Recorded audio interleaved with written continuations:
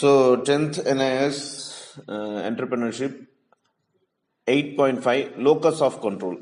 இப்போ locus of control பற்றி பார்த்துருக்கோம். இது பார்க்க போகிறோம். இது என்ன locus of control அப்படிங்கிறது. இந்த locus of control அப்படின்னா I control my destiny. அதாவது நான் வந்து என்னோட லைஃப்பில் என்ன அச்சீவ் பண்ணணும் அதுதான் டெஸ்டினின்னு சொல்லுவாங்க. அதை நான் வந்து கண்ட்ரோல் பண்ணுறேன் அப்படின்னு போட்டிருக்கு. அது இன்டர்னல் லோக்கஸ் ஆஃப் கண்ட்ரோல். அது வந்து இன்டர்னல் லோக்கஸ், நம்ம நமக்கே கண்ட்ரோல் பண்ணிக்கிற ஒரு லோக்கஸ் அப்படிங்கிறாங்க. இதே எக்ஸ்டர்னல் லோக்கஸ் அப்படின்னா my destiny is control by others, என்னோட லட்சியத்தை வந்து மற்றவங்க கண்ட்ரோல் பண்றாங்க. இது வந்து எக்ஸ்டர்னல் லோக்கஸ் ஆஃப் கண்ட்ரோல் அப்படின்னு சொல்றாங்க. அதாவது நாம நம்ம டெஸ்டினியை முடிவு பண்ணோம்னாக்கா, நம்ம கோலை முடிவு பண்ணோம்னாக்கா நாம வந்து அந்த லோக்கஸை கண்ட்ரோல் பண்றோம். மற்றவங்க நம்மளோட கோலை முடிவு பண்றாங்கனாக்கா அவங்க அது வந்து எக்ஸ்டர்னல் லோக்கஸ் ஆஃப் கண்ட்ரோல்னு சொல்றாங்க. சிம்பிளா புரிய வச்சிருக்காங்க. என்னன்னு டீட்டெயிலாக பார்ப்போம். Locus of control is the extent to which an individual believes he or she has control over the outcomes of her or his action in life. Individuals may have internal locus of control or external locus of control. Individuals with internal locus of control believe that they drive their destiny. They believe that whatever results they derive in the life are due to their own actions. On the other hand, individuals with external locus of control blame or praise external factors rather than their own effort. The concept of locus of control can be understood with a small example. Suppose a person is suffering from some chronic diseases and is advised by the doctor to take certain medicines and also opt to a healthy lifestyle and exercise. Now, after a month of a person get better and healthy, if the person praises himself as her or herself for exercising and sticking on the schedule to maintain healthy lifestyle, this will be called as internal locus of control, and person gives credits to self for the results. If the same person praises the doctor for suggesting the right medication of food, and the patient will have an external locus of control. The following image sums up the difference between internal locus control and external locus control. So சிம்பிளாக என்ன சொல்கிறாங்கனாக்கா, இப்போ ஒரு individual, ஒரு தனிப்பட்ட நபர், நாம உங்களே ஒரு எக்ஸாம்பிளாக எடுத்துக்கோங்க. இப்போ உங்களுக்கு வந்து ஒரு வாழ்க்கையில் ஒரு லட்சியம் இருக்கு. அந்த லட்சியத்தை அடைஞ்சிட்டீங்க அப்படின்னாக்கா, அதில் அது அடையிறதுக்கு இப்போ முயற்சி பண்ணிட்டு இருக்கீங்க, அது சக்ஸஸாக போயிட்டு இருக்கீங்க அப்படின்னாக்கா, அது வந்து இன்டர்னல் லோக்கஸ் அப்படிங்கிறாங்க. நீங்கள் உங்களை கரெக்டாக கொண்டு போயிட்டு இருக்கீங்கன்னு அர்த்தம். உங்கள் முயற்சினாலதான் அது நடக்குதுன்னு அர்த்தம். இதுவே பார்த்தீங்கன்னாக்கா அந்த கண்ட்ரோல் வந்து வேற ஒருத்தங்கிட்ட இருக்கு. அதேட்ட நீங்க அந்த எஃபர்ட் எல்லாம் பாத்தீங்கன்னாக்கா உங்களுக்கு இல்லாம அவங்கனாலதான் நீங்க முன்னேறீங்க அப்படின்னு நீங்க நினைச்சீங்கன்னா இது எக்ஸ்டர்னல் லோக்கஸ்ன்னு சொல்றாங்க. அது சிம்பிளா இப்ப புரிய வைக்கணும்னாக்கா ஒரு எக்ஸாம்பிள் சொல்லியிருக்காங்க. இப்போ உங்களுக்கு உடம்பு சரியில்லாம போயிடுச்சு, நீ டாக்டர்கிட்ட போறீங்க. டாக்டர்கிட்ட போயிட்டு டாக்டர் வந்து இந்த மாதிரி மெடிசன் சாப்பிடுங்க, இந்த மாதிரி எக்ஸசைஸ் பண்ணுங்க, இந்த மாதிரி சாப்பாடு சாப்பிடுங்க அப்படின்னு சொல்லிட்டு அட்வைஸ் பண்ணி அனுப்பிச்சு விட்றாரு, ப்ரிஸ்கிரைப் பண்ணி அனுப்பிச்சு விட்றாரு. நீங்க ஒரு 1 மந்த்துக்கு அதை ஃபாலோ பண்றீங்க. அதை ஃபாலோ பண்ணி முடிச்சுட்டு உங்க உடம்பு சரியான உடனே நீங்க சப்போஸ் ஃபர்ஸ்ட் எக்ஸாம்பிள் என்னன்னாக்கா, நீங்க அந்த உடம்பு சரியான உடனே ஆஹா நாம வந்து நம்மளாலதான் உடம்பு சரியாச்சு, நம்ம கரெக்டா எக்ஸசைஸ் பண்ணோம், நம்ம கரெக்டா மாத்திரை சாப்பிட்டோம், நம்ம கரெக்டா சாப்பாடுலாம் சாப்பிட்டோம், உடம்ப நல்லா ஹெல்த்தியா மெயின்டைன் பண்ணிட்டோம், இதுக்கு நாம தான் காரணம், நம்மளாலதான் நம்ம உடம்பு நல்லா ஆயிருக்கு, இந்த மாதிரி நீங்க ஃபீல் பண்ணீங்கன்னா இது வந்து இன்டர்னல் லோக்கஸ் அப்படின்னு சொல்றாங்க. அதுவே இன்னொரு பக்கம், ஓகே நம்மளோட டாக்டர் சொன்னதுனால நமக்கு இந்த நல்ல நிலைமை வந்திருக்கு, டாக்டர் சொன்ன மாத்திரை மருந்து கொடுத்தனால தான் நம்ம வந்து கரெக்டாக இது பண்ணோம், இந்த மாதிரி நீங்க டாக்டர் அப்ரிஷியேட் பண்ணீங்கன்னாக்கா இது வந்து எக்ஸ்டர்னல் லோக்கஸ் அப்படின்னு சொல்றாங்க. இப்போ கீழே ஒரு பிக்சர் கொடுத்துருக்காங்க. இதுல பாத்தீங்கன்னாக்கா இன்டர்னல் லோக்கஸ், எக்ஸ்டர்னல் லோக்கஸ் ரெண்டு கொடுத்துருக்காங்க. இதுல எது உங்களோட லோக்கஸ் அப்படின்னு கேட்டிருக்காங்க. So I make things happen. First one பார்த்தீங்கன்னாக்கா ஜாலியா அவங்க, இது வந்து இன்டர்னல் லோக்கஸோட ஒரு picture. Look what I do, I can determine my future. Internal locus of control, you make things happen. இது வந்து அவங்களாவே எல்லா விஷயத்தையும் செய்யறதா நினைக்கிறது இன்டர்னல் லோக்கஸ். இதுவே பார்த்தீங்கன்னா எக்ஸ்டர்னல் லோக்கஸ்ல I can determine my future, there is nothing I can do about my future, why does everything happen to me. இது வந்து எக்ஸ்டர்னல் லோக்கஸ். எனக்கு மட்டும் ஏன் இதெல்லாம் நடக்குது, என்னோட கண்ட்ரோல் என்கிட்ட கிடையாது, யாரோ ஒருத்தவங்க தான் எங்க கண்ட்ரோல் பண்றாங்க, இந்த மாதிரி நினைக்கிறது எல்லாமே எக்ஸ்டர்னல் லோக்கஸ் அப்படின்ட்டு சொல்றது. Next 8.6 SWOT, SWOT, SWOT analysis. இது ரொம்ப முக்கியம். SWOT அனலைசிஸ் இல்லை செல்ஃப் அனலைசிஸ் அப்படின்னு சொல்லுவாங்க. SWOTக்கு ஒரு எக்ஸ்பிளனேஷன் இருக்கு, என்னன்னு பார்ப்போம். The credit of developing SWOT analysis goes to Albert Humphrey, who conducted a research at Stanford University collecting data for many top organizations with a purpose to identify why organization planning fail. The outcome of research resulted into SOFT. SOFT naka satisfactory, opportunity, fault and threat. Initially but eventually became SWOT. இங்க என்ன சொல்றானாக்கா, இந்த ஸ்வாட்டுங்க system, இந்த analysis system, இது full and ஃபுல்லா இந்த credit develop பண்றது, இது develop பண்றவர் யாருனாக்கா ஆல்பர்ட் ஹம்ப்ரேங்கிறவர். இவர் வந்து ஸ்டான்ஃபோர்ட் யூனிவர்சிட்டியில ஒரு சில டேட்டாஸ் கலெக்ட் பண்ணாங்க டாப் ஆர்கனைசேஷன் இருந்து. அதுல இருந்து ஒரு விஷயம், ஏன் அவங்களோட பிளான் எல்லாம் ஃபெயில் ஆகுது, அந்த ஆர்கனைசேஷன் பிளான் எல்லாம் ஃபெயில் ஆகுதுங்கிற ஒரு விஷயத்த அனலைஸ் பண்ணாரு. அதுல கண்டுபிடிச்ச விஷயம் என்னன்னாக்கா சாஃப்ட்ங்கிற ஒரு விஷயம் கண்டுபிடிச்சாரு. சாஃப்ட்னு என்னன்னாக்கா சாட்டிஸ்பாக்டரியா இருந்துச்சு, ஆப்பர்ச்சுனிட்டி இருந்துச்சு, அதுல ஃபவுலும் இருந்துச்சு, அந்த கம்பெனிஸ்ல த்ரெட் மிரட்டலும் இருந்துச்சு அப்படின்னு சொல்றாங்க. அதுதான் கடைசியில ஸ்வாட்டா மாறிச்சு. இப்ப ஸ்வாட்னா என்னன்னு நம்ம பார்ப்போம். SWOT analysis is a technique based upon identification of strength, weakness, opportunity and threats of person or organization. Here we will discuss about SWOT analysis in relation to person. How can individual use this technique to identify their strength, to harness and weakness to work upon?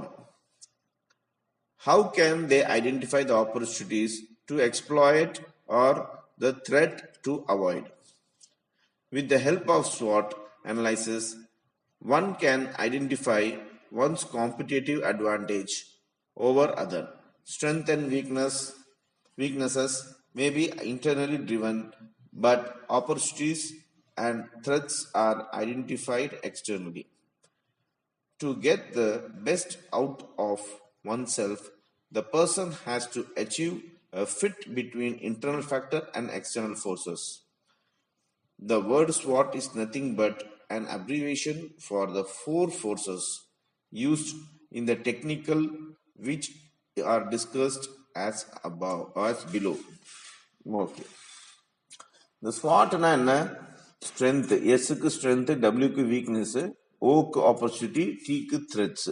இது வந்து ஒவ்வொரு மனிதர்களுக்கும் இந்த analyse பண்ணலாம், இல்ல ஒரு organisation கம்பெனிஸ்களுக்கும் நம்ம இந்த ஸ்வாட் அனலைசிஸ் பண்ணலாம் அப்படின்னு சொல்றாங்க. இந்த டெக்னிக் மூலமா என்ன தெரிய வருது அப்படின்னாக்கா, நம்மளோட ஸ்ட்ரென்த்தும் வீக்னஸும் தெரிய ஆரம்பிக்குது.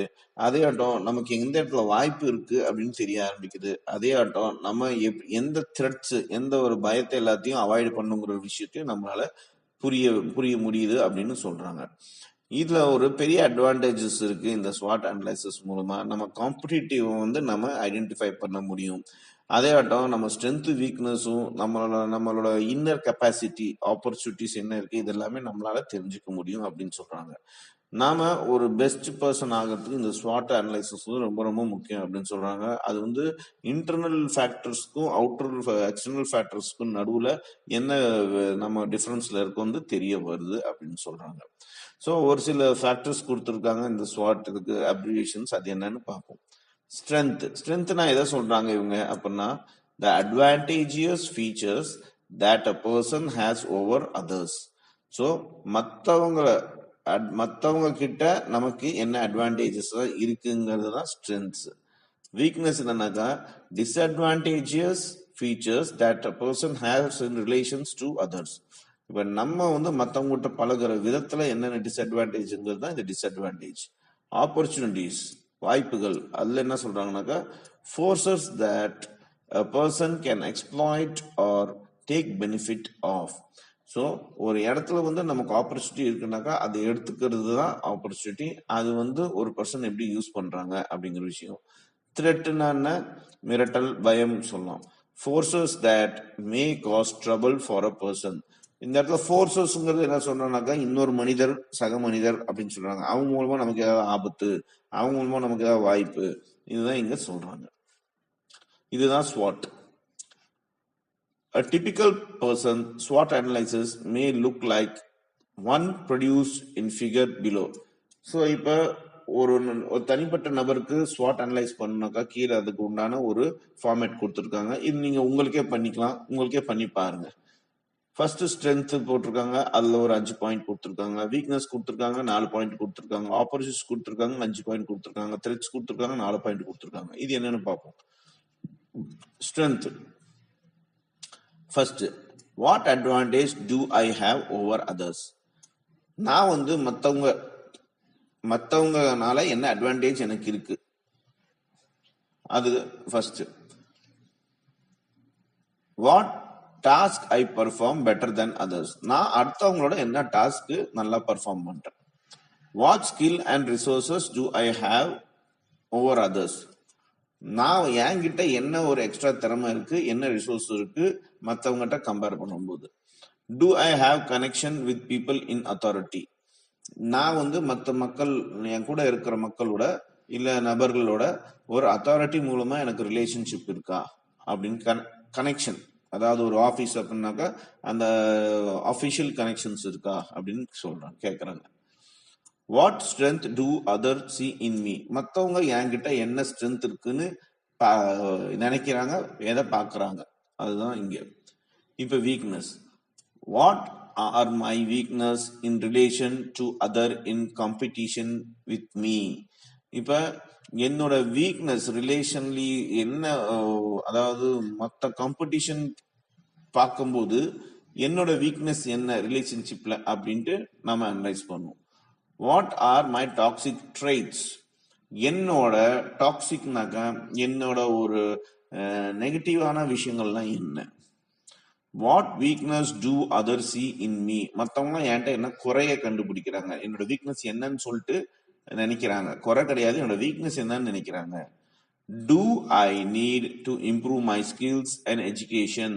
நான் வந்து என்னோட ஸ்கில்ஸோ இல்லை எஜுகேஷனோ, திறமையோ இல்லை என்னோட படிப்போ நெக்ஸ்ட் லெவலுக்கு நான் டெவலப் ஆகணுமா, படிக்கணுமா அப்படின்ட்டு நாமளே கேட்கறது தான்.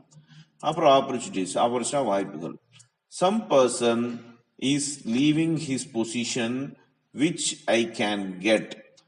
யாரோ ஒருத்தவங்க உங்ககிட்ட வேலை செய்யற இடத்துலயோ என்னமோ அந்த மாதிரி நினைச்சுக்கோங்க, ஒரு பொசிஷன் அவங்க விட்டு போறானாக்கா அந்த பொசிஷன் என்னால அது தக்க வச்சுக்க முடியும் அப்படிங்கிற ஒரு விஷயம் தான் opportunity. What new technologies can help me? என்னென்ன புது டெக்னாலஜி எனக்கு வந்து ஹெல்ப் பண்ணும், அந்த ஆப்பர்ச்சுனிட்டி எடுத்துக்கணும். What mistakes R others committing? மற்றவங்களாம் என்ன மிஸ்டேக்ஸ் கமிட் பண்றாங்க, தப்பு பண்றாங்க. What possible solution to I have for certain issues? ஒரு சில இஷ்யூஸ்க்கு, ஒரு சில பிரச்சனைகளுக்கு என்ன சொல்யூஷன்ஸ் என்கிட்ட இருக்கு. What extra experience can I gain? நான் என்ன எக்ஸ்ட்ராவா என்ன நாலேஜோ இல்ல எக்ஸ்பீரியன்ஸோ கெயின் பண்ண முடியும். இது எல்லாமே ஆப்பர்ச்சுனிட்டி.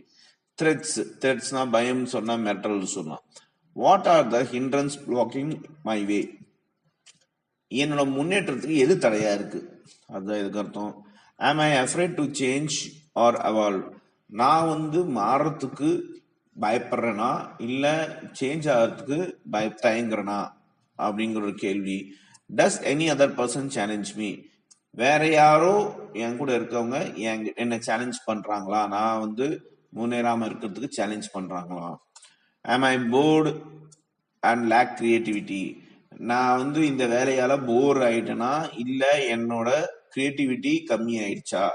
இதெல்லாம் தான் SWOT அனலைசிஸ் வாங்க. Strength, weakness, opportunities and threads. இது ஒவ்வொருத்தவங்களும் நீங்க வந்து உங்களுக்கு இந்த SWOT அனலைசிஸ் செஞ்சு பாருங்க. அப்பதான் இந்த கொஸ்டினுக்கு ஆன்சர் பண்ணா போதும், அவ்வளவுதான், முடிஞ்சிருச்சு. நீங்க பண்ணீங்கன்னாக்கா உங்களுக்கே உங்களை பத்தி அட்லீஸ்ட் ஒரு பாதி விஷயம் தெரியும். எது பிளஸ், எது மைனஸ், எது ஆப்பர்ச்சுனிட்டி, எது உங்களால தயக்கமா இருக்குன்ட்டு. அதுக்கு தகுந்த மாதிரி ஈஸியா நீங்க நெக்ஸ்ட் லெவலுக்கு போக முடியும். Next, theoretically it may look to conduct a SWOT analysis, but as is always evident from the above example, an effective SWOT analysis can be conducted by one person. To arrive a reliable result from SWOT analysis, many considerations are to be kept in mind while conducting the SWOT self-analysis. Some such considerations are. So ஒரு சில இந்த SWOT analyse பண்ணணும்னாக்கா ஒரு சில consideration பண்ண வேண்டியது இருக்கு. அது என்ன அப்படின்னு பார்க்கணும். Be truthful about you are who you are. One should avoid being over aspirational about one's strength, nor should one unnecessarily underestimate oneself. So நம்ம ரொம்ப ஓவராகவும் நம்ம எஸ்டிமேட் பண்ணிக்கூடாது, நம்ம ரொம்ப அண்டர் எஸ்டிமேட்டும் பண்ணிக்கூடாது. நாம வந்து கரெக்டா உண்மையான டீடைல்ஸ், நம்மளை பத்தி உண்மையான விஷயங்கள் தான் நம்ம இந்த SWOT அனலைசிஸ்ல சொல்லணும், எழுதணும் அப்படின்னு சொல்றாங்க. One has to remember that a SWOT analysis is a comparative analysis, which means that it is always done in the relation to someone else. That someone else is your competitor. So ஒரு விஷயத்தை ஞாபகம் வச்சுக்கணும், இந்த SWOT analyse பண்ணவங்க நீங்க இது comparative அனலிஸா நினைச்சுக்கணும். இது வந்து ஒரு ரிலேஷன் கூட தான் நம்ம வந்து இத ஒரு என்ன சொல்றது மீன் பண்ணணும். இந்த சம்பன்ங்கிறது வேற யாருன்னாக்கா, அந்த ரிலேஷன்ங்கிறது யாருன்னாக்கா உங்க காம்படிட்டர் தான். ஸோ இந்த SWOT அனலைசிஸ் எக்காக பண்ணோம்னாக்கா நம்ம காம்படிட்டரோ நம்ம பெட்டரா இருக்குமா இல்ல கம்மியா இருக்குமான்னு பாக்குறதுக்காக தான், இல்ல எந்த இடத்துல டெவலப் ஆகணுங்கிறதுக்காக தான். An opportunity which is also available to your competitor is no opportunity for you. Therefore, only unique opportunities should be included while conducting the analysis. The same rule applies to threats. A common threat should not be seen as a unique danger. So எந்த இடத்துல ஒரு வாய்ப்பு கிடைக்குதோ, ஒரு competitor வந்து நோன்னு சொல்றாங்களோ, அந்த இடத்துல வந்து நீங்க அந்த ஆப்பர்ச்சுனிட்டியா எடுத்துக்கணும். இந்த ஆப்பர்ச்சுனிட்டி பாத்தீங்கன்னாக்கா இந்த அனலைசிஸ் பண்றதுக்கு ரொம்ப யூஸ் ஆகும். இதே ரூல் தான் த்ரெட்டுக்கும். எந்த இடத்துல வந்து உங்களுக்கு டேஞ்சரா இருக்கோ அந்த இடத்துல நீங்க இந்த மாதிரி விஷயங்கள் எல்லாமே அவாய்ட் பண்ணணும்னு சொல்லுவாங்க. Do not over or under analyze. உங்களை நீங்களே ஓவரா அனலைஸ் பண்ணாதீங்க, அதே மாதிரி உங்களை நீங்களே அண்டர் அனலைஸும் பண்ணாதீங்கன்னு சொல்றாங்க. ஸோ இதுதான் SWOT அனலைசிஸோட டீடைல்ஸ். கண்டிப்பா இது வந்து நீங்க ஃப்ரீ டைம்ல இருக்கும்போது இதை வந்து நீங்க ட்ரை பண்ணி பார்த்தே ஆகணும். ஏன்னா ஒவ்வொருத்தவங்களும் இது பண்ண வேண்டிய விஷயம், நம்மளை பத்தி நாமளே தெரிஞ்சுக்க வேண்டிய விஷயம். ஸோ இந்த SWOT அனலைஸ் பண்ணிட்டு எது உங்க ஸ்ட்ரென்த், எது உங்க வீக்னஸ், எதுல உங்களுக்கு ஆப்பர்ச்சுனிட்டிஸ் இருக்கு, எதுல உங்களுக்கு தயக்கம் இருக்கு, இல்ல எதனால பயம் இருக்கு அப்படிங்கிற ஒரு விஷயத்த கண்டுபிடிச்சிட்டு சொல்லுங்க. அதுக்கு தகுந்த மாதிரி ஒரு முடிவு, உங்களால தெளிவான ஒரு முடிவு எடுக்க முடியும்.